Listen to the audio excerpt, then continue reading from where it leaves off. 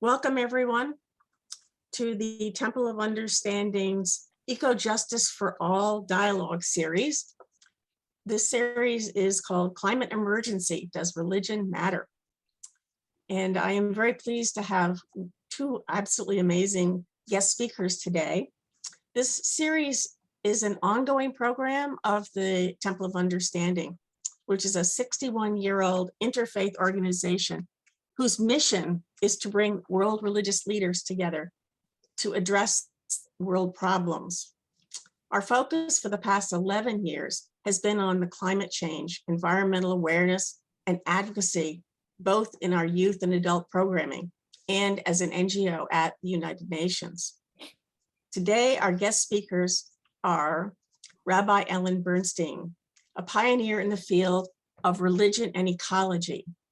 She is the founder of Shomerei Adamai, Keepers of Earth, the first national Jewish environmental organization, which started in 1988. She has written numerous books on Judaism and ecology, including The Splendor of Creation, and created the first ecologically centered Seder for Tu B'Shabbat, the Jewish New Year of the trees. I wish I had been at that. Her most recent book, The Promise of the Land, a Passover Haggadah, is the first comprehensive ecological Haggadah or guidebook for the Jewish holiday Passover. Ellen continues to write and teach on the ecology of the Hebrew Bible and serves on the advisory board of the Yale Forum on Religion and Ecology. Wonderful to have you with us, Ellen. Our next speaker is Ted Hiebert. Ted is the author of The Yahwist Landscape, Nature and Religion in Early Israel, and has written an essay on Genesis for the forthcoming Oxford University Press Handbook of the Bible and Ecology. He has made contributions on biblical perspectives on nature to such works as the New Interpreter's Dictionary of the Bible, the Oxford Companion to the Bible, Earth and Word, classic sermons on saving the planet, and interpretations. He was the lead translator of the Book of Genesis for the Common English Bible. Ted is the Francis A. McGraw Professor of Old Testament and Dean of the Faculty Emeritus at McCormick Theological Seminary in Chicago, Illinois. Ted is a member of the Mennonite Church.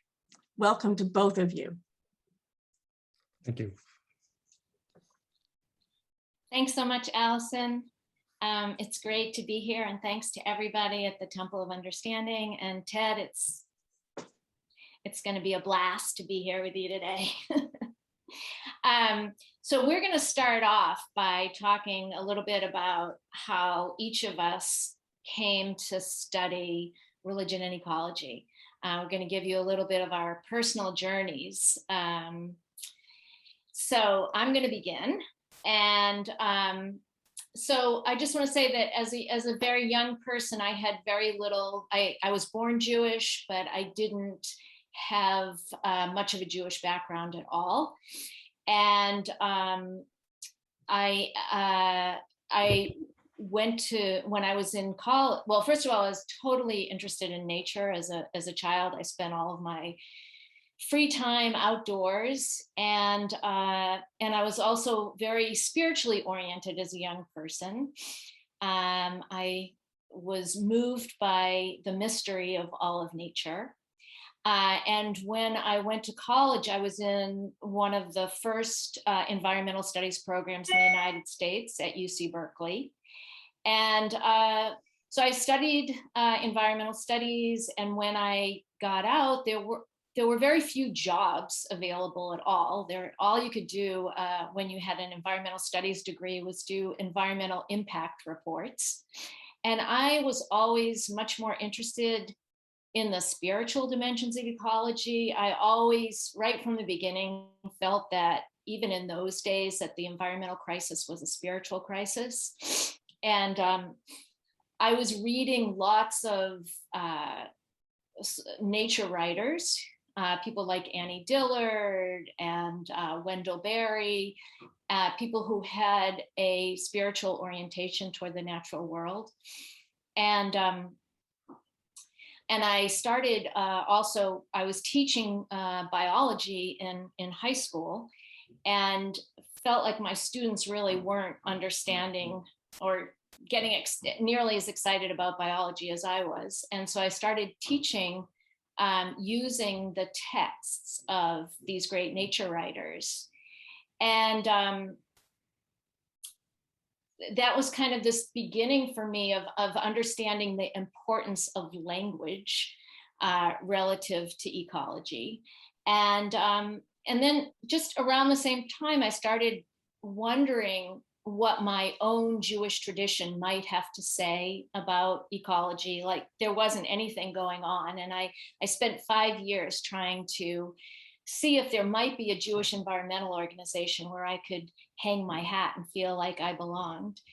And there wasn't anything. So ultimately, I ended up founding the first National Jewish Environmental Organization. And at the time I did it, I knew very little about Judaism. And I basically just, it was very much a strategic decision, feeling like I really believed that all traditions that had existed as long as something like Judaism must have some ecological vision, or they wouldn't have been able to last that long.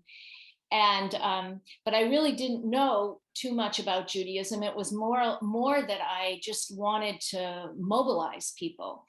And I felt like the religion world was the way to get people activated. So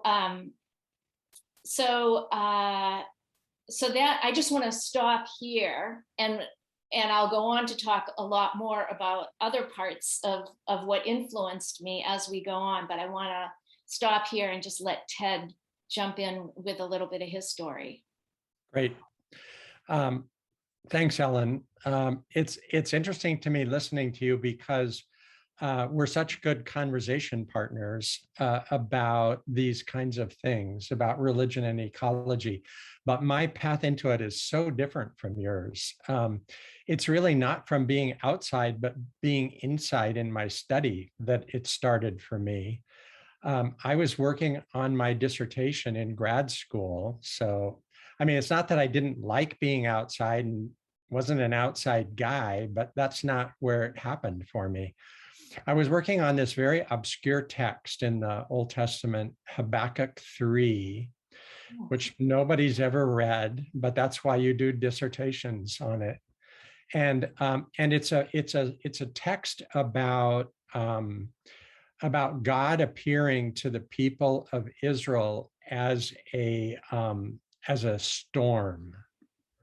So it's God becoming apparent and visible and coming to the aid of the people, but the way God is described is as a thunderstorm.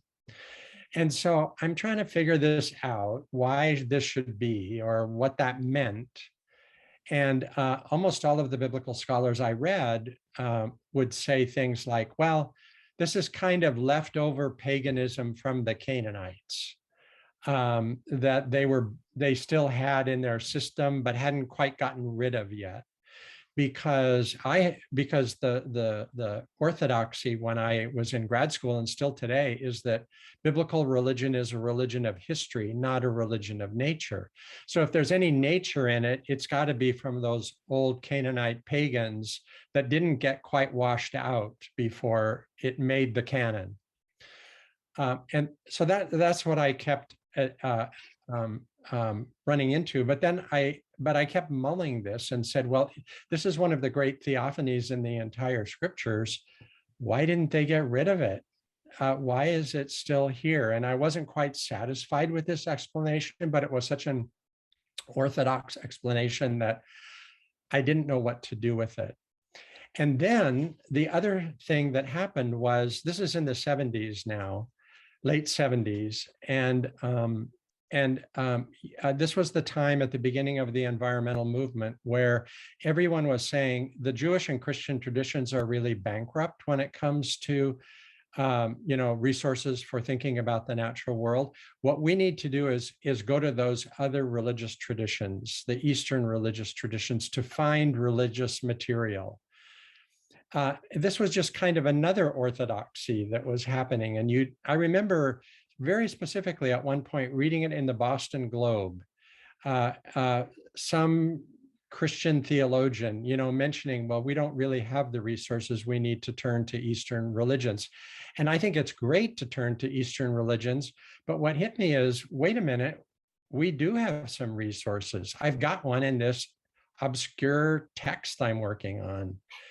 And so suddenly the fire got lit, and I thought, I need to investigate this to see if our orthodoxy about historical religion, not nature religion, really works. And that was the starting point for me.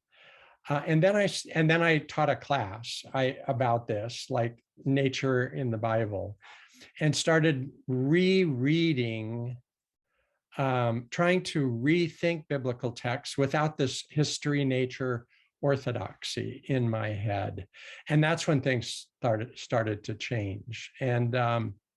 And I can talk more about what I discovered at that point, but I don't know if you want to come back in at this point, Ellen. Sure. This is so great. So okay, so I left you guys in the story where I decided to, I think I said this, I decided to start this Jewish National Environmental Organization in 1988. Again, I was responding to the fact that at the time, there was only a handful of religion and environmental organizations. Really, I'm saying a handful, and there was nothing Jewish.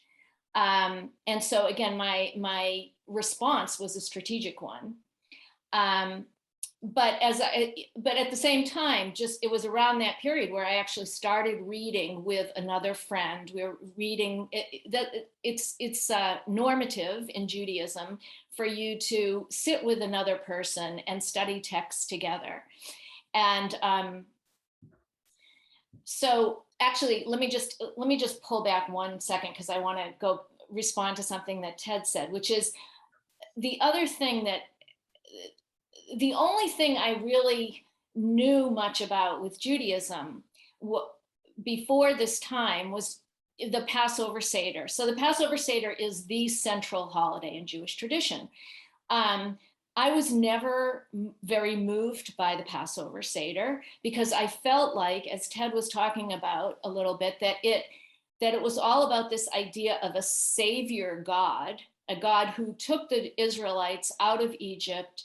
And it was all this whole sense of Judaism as history. And that was what I kept hearing over and over again, that Judaism was this like historical tradition. But I just always felt like any tradition that would have lasted this long must have an understanding of nature. So that's why I started, beyond starting Shomrei Adamah, I started studying. And I was just amazed. When I started studying Genesis 1 with this friend, at all of the nature imagery in Genesis 1, I was completely blown away. And anyway, I just began learning more and more. And then what happened was, the year after I founded Shomrei Adamah, I was in Jerusalem, and there on the steps of the YMCA in Jerusalem, lo and behold, I met Ted. It was completely, random or not.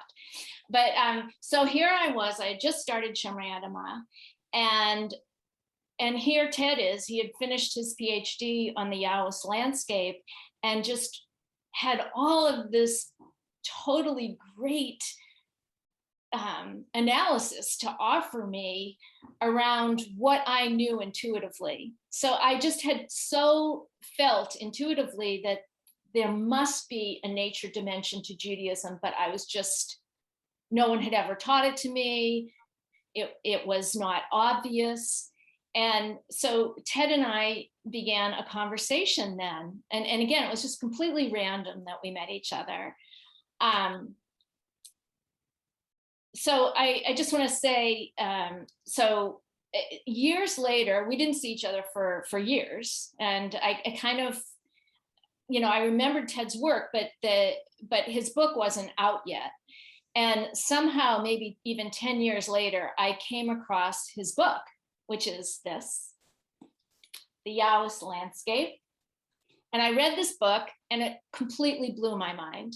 And again, everything that I intuited was right there in the book. And I just also, for the sake of this conversation, because this is the Temple of Understanding, it was huge for me to read Ted's book, because in a lot of times when you're in the Jewish world, Jews aren't necessarily reading the work of Christians. And by discovering this book, it besides giving me all this amazing content and rationale and understanding, it opened me up to understanding that, number one, I could read Bible scholarship and understand it.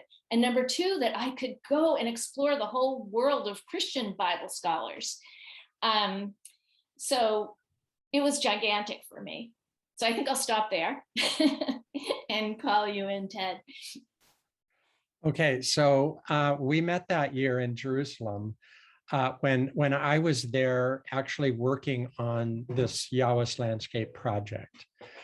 And in order to sort of rethink scripture about nature and history and nature and religion, I got a fellowship to study at the Albright Institute of Archaeology that year.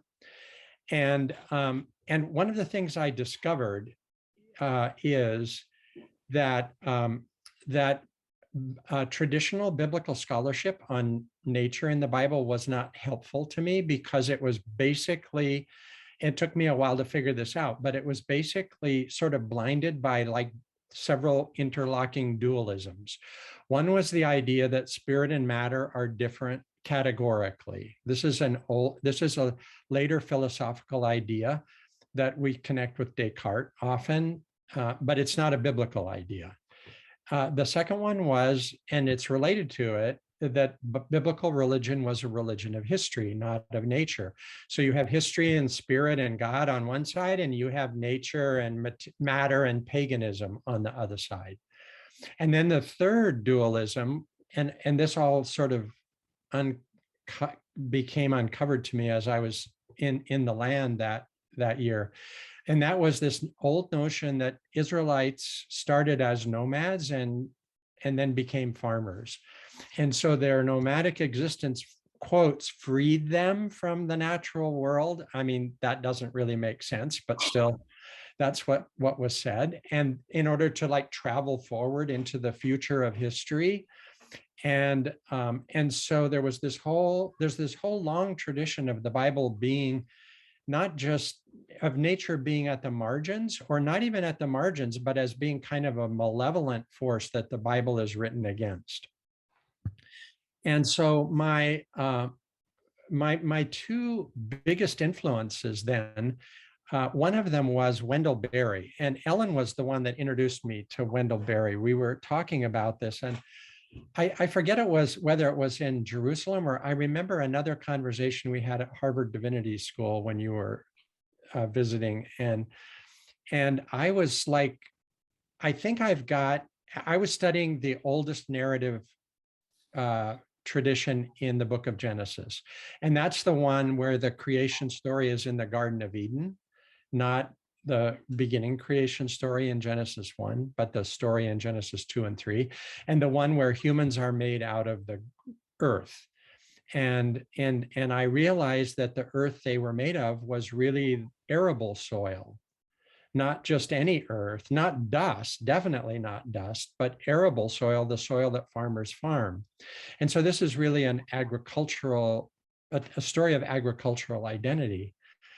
And I was talking to Ellen about this and kind of going, how do I talk about this? And she mentioned Wendell Berry. And I started reading him, and the light went on, because like the name of this author that's given to this author of the narrative strand I was studying is the Yahwist, because he uses the divine name. And all of a sudden I started reading Wendell Berry, and I realized I had the contemporary Yahwist in front of me, and he knew how to talk about our connection with arable soil in a contemporary way. So he suddenly helped me start going in that direction. So it's really it was the archaeologists that were studying Iron Age Israel on the one hand, and it was these, what I would call kind of non-institutional theologians on the other, like Wendell Berry, like John Muir, like Wes Jackson, who had a land institute in Kansas, that were giving me new ways of reading the Bible rather than the old traditional ways of reading the Bible. So it's these kinds of conversations for me outside of my own field, like I had with Ellen, and that introduced me to literature that I would never have thought about, that really pushed me ahead on this and gave me new eyes for looking at the Bible itself. Great. I'm trying to think. I'm going to read one quote from Ted's book that really helped me, where he was showing the way that scholars, both in the Christian tradition and in the Jewish tradition, were thinking about this divide between history and nature, and how it was like everyone, whether you were Jewish or Christian, up until like the 1990s, saw this divide of saw like God as the God of history, and that creation was basically, you know, background. So I just want to. So I'm reading something that Ted wrote from Nahum Sarna, who's a very famous Jewish scholar, and he said, "The theme of creation, important as it is, serves merely as an introduction to the book's central motif, God's role in history. The opening chapters are a prologue to the historical drama that begins in chapter 12. The God of Genesis is the wholly sufficient one, absolutely independent of nature, the supreme, unchangeable sovereign of the world, who is providentially involved in human affairs. He is, therefore, Lord of history." And again, it was just so amazing for me to read this passage and see how both in the Jewish and Christian world, people were thinking exactly the same way about God and about creation versus nature versus history. All right, so seeing that we could go on forever, but I know we need to share more of our work. So the next thing we're just going to jump into is a little bit, what is it in the Hebrew Bible itself that speaks to the whole idea of creation and nature, and why does the Bible matter in terms of the climate emergency? So I just want to say that, like, as I mentioned earlier, what drew me to begin with to the Hebrew Bible was just reading the early Genesis material. And I ended up writing a whole book just on Genesis 1. It's called The Splendor of Creation. And I go verse by verse through that whole book, looking at the ecological dimensions of each line. And there's just so much cool stuff in there that people just completely seem to overlook for lots of reasons. I actually was just giving a class to a PhD group at the University of Toronto, and the person who's teaching that class said to me, like, I've read Genesis 1 over and over and over again, and I had no idea all this stuff was in it. And I feel like the problem has been that, like, people, again, treat Genesis 1 as it's this mythic introduction that's kind of irrelevant, which is what Sarna had said and what Ted's been talking about, that the creation material is basically irrelevant, so nobody ever paid it very much attention. But there are several, for me as an ecology teacher, there were all of these ecological ideas that were embedded in Genesis 1, and I'll just name a couple of them.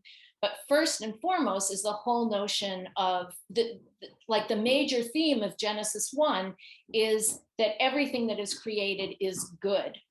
At the end of each day of creation, God sees that whatever is created, the creature created on that day is good.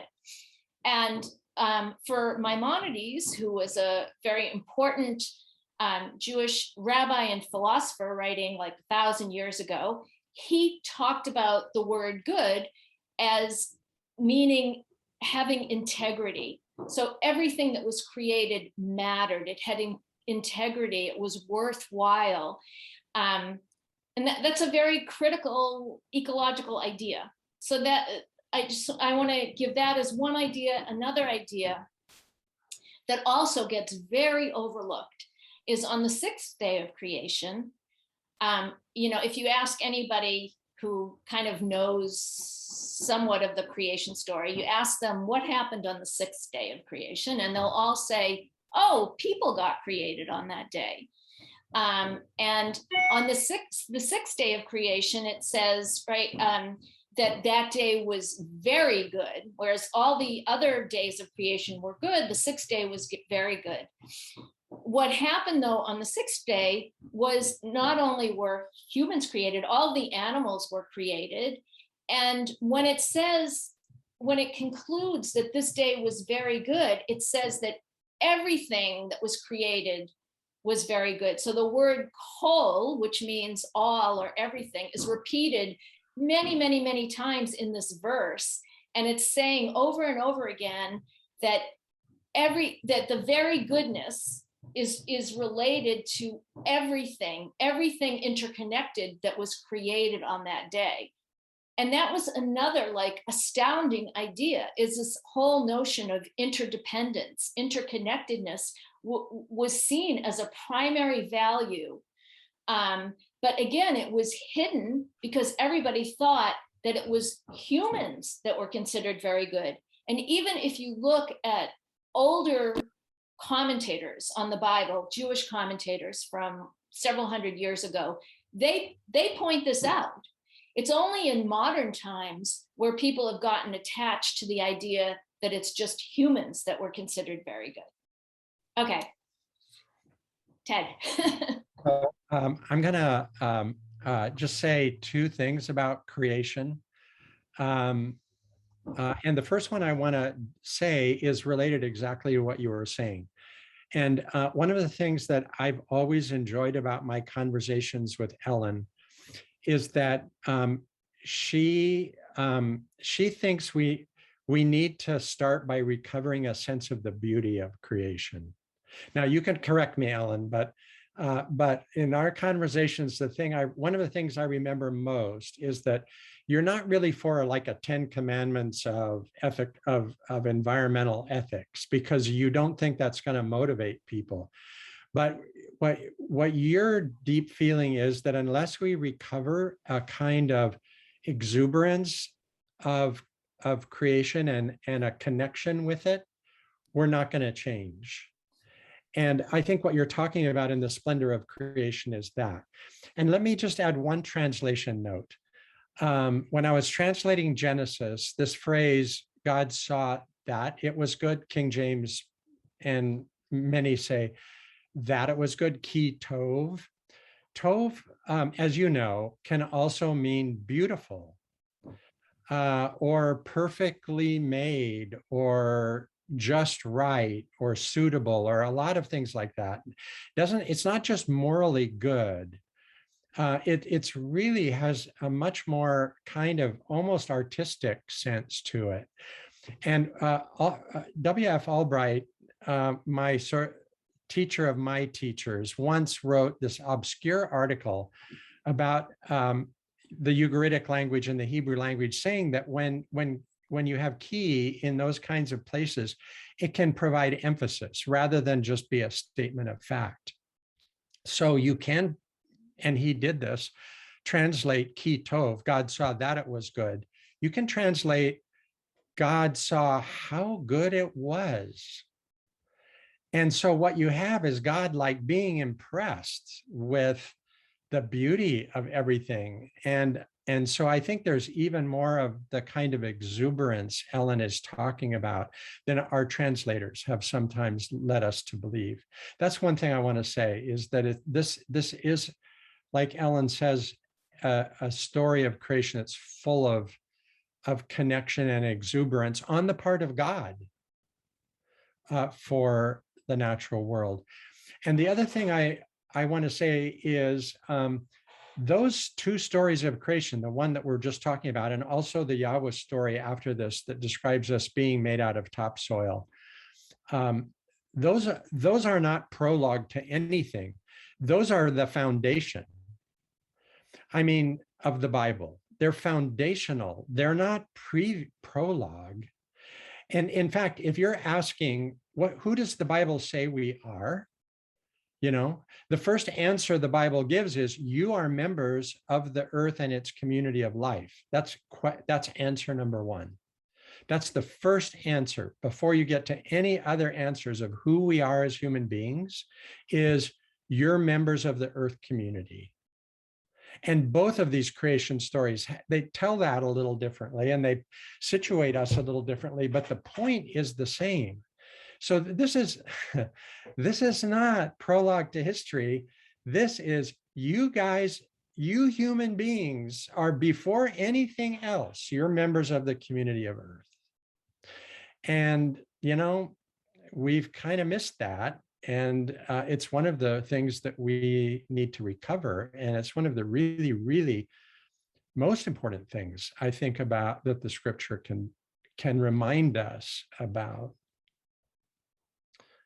I'll say one more thing, Ellen, and that is, we talk about interrelationship and interconnectedness. And in my view, the world really is the center of biblical theology, not at the periphery. But another thing that I've begun to think just more and more recently is the notion of belonging, that what these creation stories are trying to say is that you belong to the community of life. And when we think not of our environmental place as a set of, you know, commandments we need to do, but as recovering a sense of belonging, and not just a sense, but a foundational sense, like that's the first thing we should think about our identity, that becomes really, really generative and really, really interesting. All right, Ellen, back to you. Thank you so much. That's so beautiful. I couldn't agree more.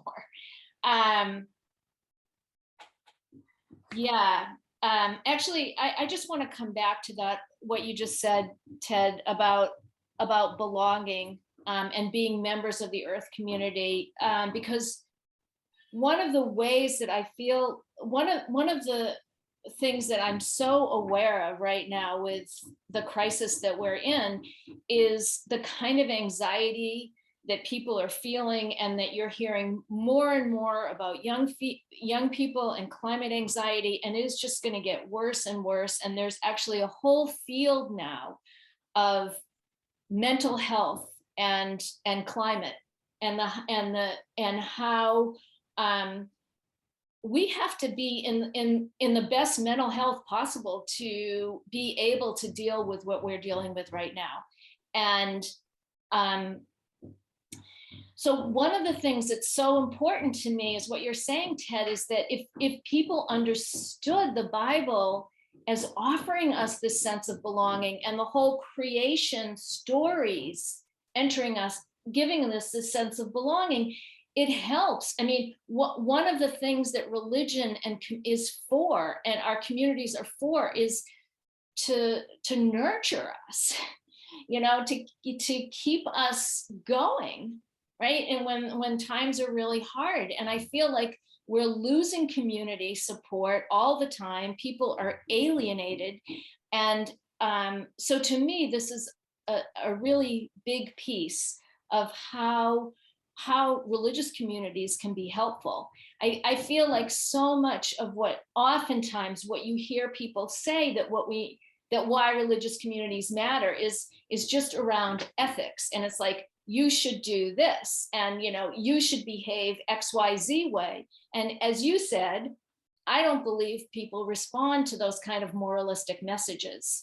I think that people respond to positive, more celebratory, more inspirational messages. And I think that when people are told what to do, they often, or I'll speak for myself, like I react negatively when someone tells me I'm supposed to do XYZ.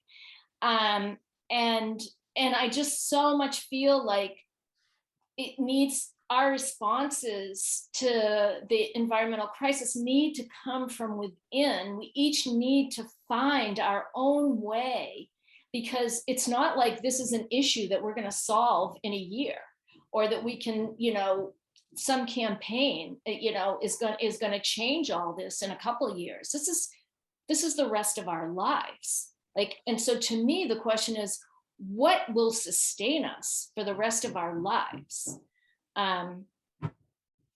Yeah. So let me add, fantastic. Let me add a story about that. I taught a class at McCormick Seminary with Claire Butterfield, who founded an interfaith environmental organization in Chicago called Faith in Place. It's still a very vibrant, powerful organization here in the Chicago area. And she's the practitioner in this course. And I wanted to teach with a practitioner, so we wouldn't just do theoretical Bible stuff. And so we sat down to plan the course, and I suggested to Claire, let's start with the environmental crisis so that students really understand what we're up against, and then let's ask, what kind of religious resources do we have to respond?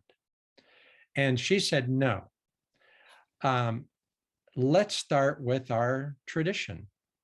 She said, if our religious tradition gives us an identity that's connected to the natural world, we should be doing that regardless of whether there's a crisis or not.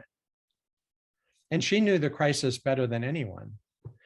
And so here I was, the Bible guy, saying, let's start with the crisis. And the practitioner is saying, no, let's start with the Bible. Let's start with our traditions. And so I said to Claire, okay, I think that sounds good. You're right. Let's start with our traditions, and beginning with the Bible. And here's what I learned, Ellen, in relation to what you were just saying. As we read through the literature about the crisis, and it became scarier and scarier and our students became more and more discouraged, the fact that they had a kind of foundation in their religious traditions gave them a kind of mooring that they wouldn't have otherwise have had. And that was one of the, I've always believed it, but that was a community where I suddenly saw the sustaining value of the Bible. If we have a deep, deep tradition, like you say, it wouldn't have survived if it didn't have wisdom about our place in the world. If we have a kind of tradition that has that kind of a depth of wisdom, that really kind of gives us a foundation that, in spite of how bad everything gets, we know who we are in that and how we should be in that. So I think it was a great lesson for me on the really power of why religion matters. Right. And yeah, go ahead. Let me, one other sort of relation to this, and here I'm going to hold up your book on the Passover, because I think it's by incorporating these new lenses, ecological lenses, into our religious rituals is another really important way in which we can recover this sense of belonging. And I was lucky enough to be part of this celebration that we had last Passover, to read one of the readings. I felt very honored as a Christian to be able to do that. And I'd like to hear a little bit from you about your responses to that experience. Well, thanks, Ted. I know we only have a few more minutes, and I just want to bring up a couple of other things. Okay. Okay. Okay. And if I have time, I'll talk about that. But I want to talk about some of the challenges that I've faced, and then go to the other question. But so what are some of the challenges in my work? And I feel like one of the huge challenges is that in a lot of where I've worked is in academia. I work either in academia or in the Jewish world, and I just still feel like that whereas the Bible is the most well-sold book in the world, but there's also tons of people that have totally negative associations with the Bible. And so there have been so many experiences I've had in my life where I've talked about the work I do on Bible and ecology, and people look at me and think I'm completely crazy. And they only have these negative associations with the Bible for a zillion reasons that many of you probably know. And so the door is closed. So that's one thing I want to say. And the other thing, and I was just hoping we could talk about this a little bit. The other thing is that people have really negative associations with just God language. A lot of people are turned off by God language, and I'm very careful about this. But for me, I really believe we all, secular, religious, all need to be working together. And so anyway, I just want to say a tiny bit about God language, because we've both written and thought a lot about this. And I feel I still get these ideas that people still thinking that God is the old man in the sky. It's kind of shocking to me that those ideas are still out there. But one of the ways that I really think about God is in terms, well, first of all, I just want to say that the Bible offers so many different images of God. And I feel like that's, unfortunately, our conventional religions have held on to kind of one idea, but we hear about God as a rock, and just all kinds of other images as a mother figure. But the image, the idea that moves me the most is God as Ruach Elohim, which is the first way we see God in Genesis 1. And Ruach Elohim is the spirit, the wind or the air of God, the wind or the breath of God. And for me, that is how I think, that is one primary way that I think about God. And to me, this is really so poignant, thinking about God in terms of the wind, given our climate crisis. And I think that there's so much for us to talk about when we think about God in those terms. Yeah, I'd like to say just a word about that. We could have a whole nother hour on that one, because I totally am on the same page with you about that. The study that I did on this because of climate, because I thought, well, where is climate in the Bible? And so I went to this image of Ruach Elohim, which is the first description of God that, as Ellen said, that we have in Genesis 1. And one of the things that does is it completely breaks down this old dichotomy between spirit and matter. because the Ruach Elohim as both the wind, that is the sort of climatic atmosphere that we live in, as well as God's breath, is the breath we breathe. In other words, we are only alive because God breathes into us the Ruach. And it's God's breath, so it's divine, right? And so this whole distinction between sort of, matter and spirit, just, you can't use it there. And I think what we have is such an integrated notion of us being linked with everything else through the Ruach Elohim, through the breath / wind of God. And the breath becomes sacred. It's not physical or sacred, it's both, it's everything. And I don't know, the belongingness that we have because of the Ruach Elohim and the way it infuses our lives as humans and all life. I think it's just is an amazing image that gets us beyond this old God language and that gets us into a new sense that really it's the world that mediates God's presence to us. And until we really understand that, well, let me put it this way. We really need to understand that as part of our sense of belonging in the world. Great, thank you.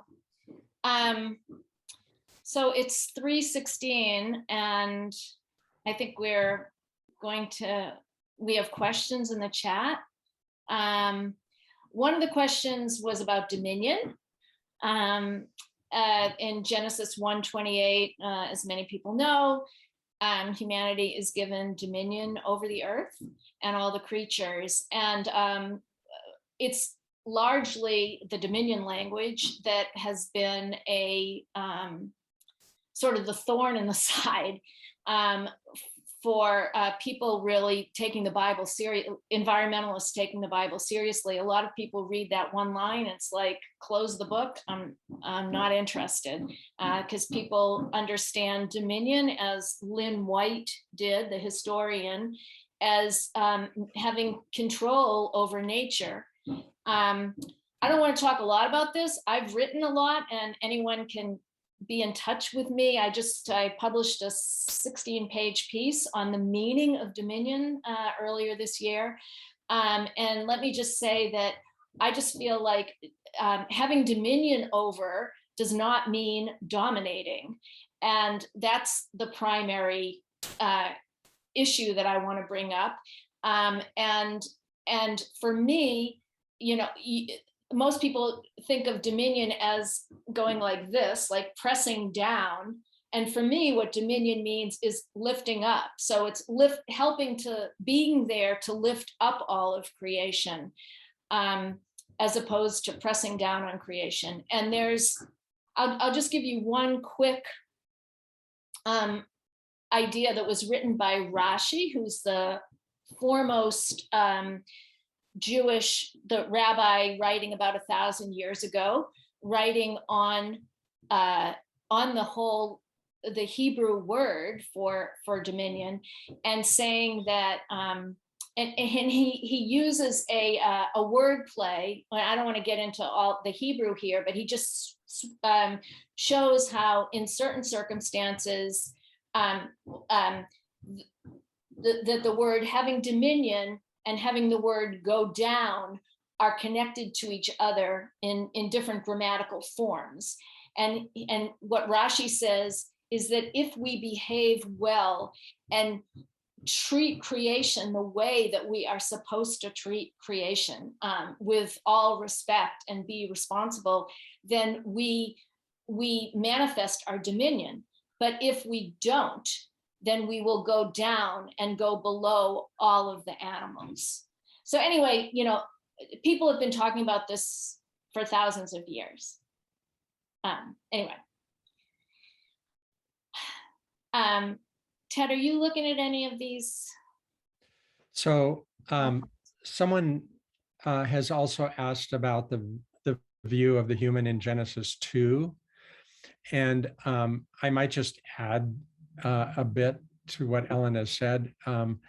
I agree. The human being made in God's image in Genesis 1 gives the human representative status, not sort of independent, autonomous status in the world in any way. So if we're representative of God and God created a flourishing universe, that's our work is to participate to keep the creation flourishing. So I think that if there's one verse in the entire Bible that's been used to talk about environment, it's that one, and almost always in a negative way. And there, as Ellen said, there's a much more authentic, positive way of reading that verse. There's also the story in Genesis 2, which has a different take on creation, which talks about humans tilling and keeping. And so, Ellen, I suppose you got the notion for Shomrei Adamah from the Shamar there in Genesis 2. And the other word till, which we translate till, which is legitimate because it's an agrarian story, that is to farm or to cultivate the earth. Actually, the real meaning, I mean, the fundamental meaning is serve. And so there you have the notion that our human responsibility is to work in the service of the world, not the other way around. So the Bible really has a much richer understanding of our role in the world right at the beginning than the, I would say, more stereotypical critique of Genesis 1:26.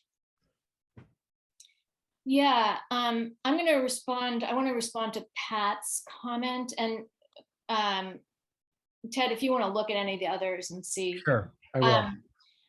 So Pat asked, how did the understanding of nature as something against which the Bible was written arise? Why does it so often seem like we have to work to extract a different understanding? So to me, this is not about the Bible. This is about how the Bible was received and how people have read the Bible for a couple thousand years, and about the dominating ideas about what it means to be human have been passed down through all cultures, and it's not what the Bible says. Ted, do you want to add to that?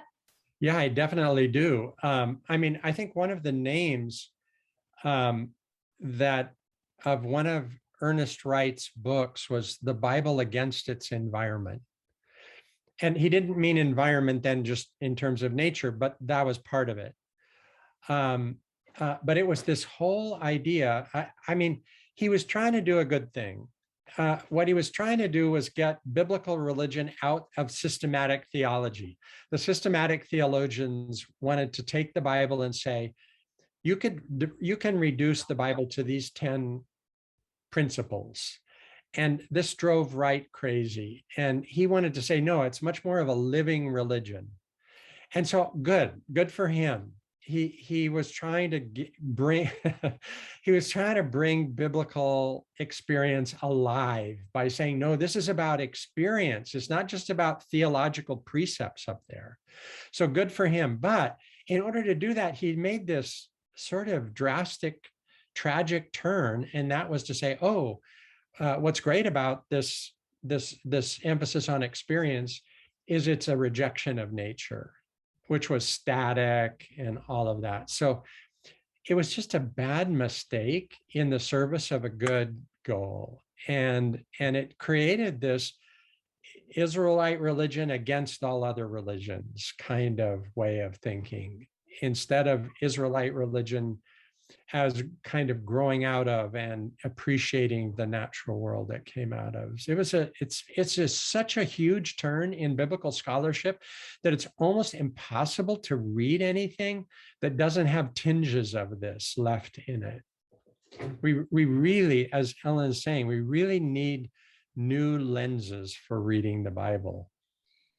I just want to add to that, which is, again, like when I was talking about challenges, one of my greatest challenges is that this, you're asking why are we still thinking this way? Well, partly the reason we're still thinking this way is because people in rabbinical schools and in seminaries aren't teaching what Ted and I are talking about. And so they're still reading all those old scholars that are totally centering humanity over and over again, and just do not have this more expanded view about creation. But this has been a huge challenge in my life. I tried for years to start a program at one of the seminaries. I went to all the Jewish seminaries to see if I could teach. And, people are just, oh, we don't have any money, and this doesn't really matter. People still aren't seeing it as the crisis that it is. And people aren't seeing the necessity of scholarship that backs up all of these things that we're talking about. So anyway, okay, I just wanted to say one quick thing to Victor, I think, who made some comment about being precedes doing. That is exactly what I'm talking about, that the creation story really gives us our sense of belonging and our identity and our sense of being. And then as we go through the Bible, there's all of this kind of doing, but that we can't drop the being. We can't just, throw it out. Anyway, Ted. Good. Let me respond briefly to this last question from Chris about green faith in New Jersey, and about faith in place and what religious organizations can do. I can tell you that the state of Illinois just passed a new energy bill that's moving much more strongly toward green energy, and Faith in Place was a huge participant in influencing Illinois on that. So yeah, it's happening. I think the theological grounding for that comes out of just the kinds of biblical images that Ellen and I have been talking about. This idea of the Ruach Elohim, and the idea that the bubble of air that we live in is infused with divine presence, and I think provides the kind of theological grounding for this. But yes, Faith in Place has been deeply involved in these climate movements. And I'll just say really quickly that in the Jewish world, some of the exciting work that's being done is that there's lots and lots of like farming projects and gardens at synagogues all over the United States and Canada. And so people just get identifying with the land, right? We never talked about Adam, Adamah, that the word for human is Adam, and we come out of the Adamah, the earth. So we are so intimately connected. And there's so much rationale for doing gardens and how we sequester carbon through the earth and through no-till farming. And so that's a big movement in the Jewish world. Yeah, same on the Christian side. Faith in Place is working on a lot of urban gardening projects. They're partnering with big Southside churches, both on clean energy and on gardening projects. So these kinds of organizations, I think, are just really, really fantastic. So it's been great talking with you. It's great talking to you too. It's always a pleasure. And I think we need to turn the time over to Allison now to talk about next things. And this has been fascinating, absolutely fascinating. Ellen, I just quickly wanted to say that I heard a wonderful NPR program. The gentleman was a scientist of how to influence people. And he said exactly what you just said, that you do not tell them what to do, you try to convince them. So I thought, you know, your reaction to people telling me what to do is right in line with a good way to work with people. And Ted, I'm blown away by the idea of God breathing essence into us. I thought that was just everything both of you said was so beautiful and just so powerful that I hope that many, many, many schools of theology will pick up on this particular discussion that you've had. And I hope we can get it into the right places so that people can, you know, really, really deal with these issues on this level of the past and the present, and let us pray the future. Thank you so much. You're welcome.